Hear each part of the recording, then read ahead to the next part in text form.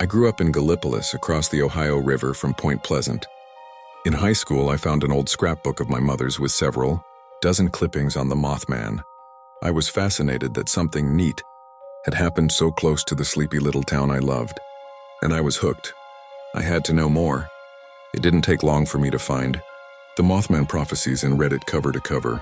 I lost interest somewhat when I began to date and do the things high school kids do. However, when I returned from a 7-year tour in the United States Navy, I rediscovered my interest in the Mothman. I decided that I would use the skills the Navy had taught me to try and disprove the Mothman stories. My logic being that if I tried seriously and diligently to disprove the stories and failed, then I would have strengthened their credibility. My new hobby took me into the woods and hollers around the TNT area and to the homes of what witnesses who were alive and willing to talk about what they'd seen. While I found a great many points of interest in my investigation, among them some interesting questions focusing on an active naval base in Point Pleasant which seems to have no official purpose or staff, I was not prepared for what I encountered along a creek bank north of Bethel Church Road.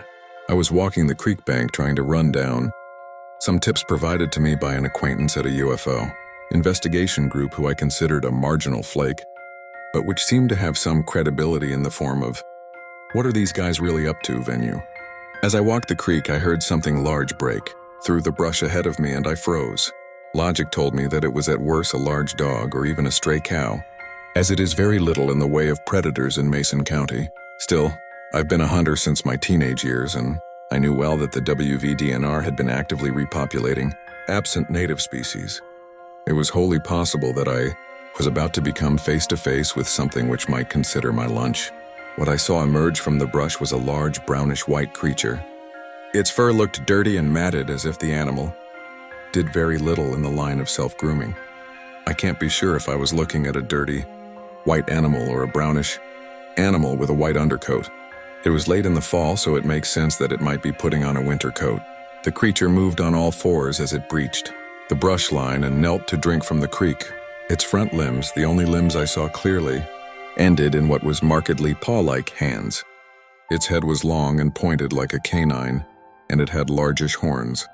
Not antlers, but single-point horns. I shrunk back into the brush and watched, afraid to stay and afraid to run.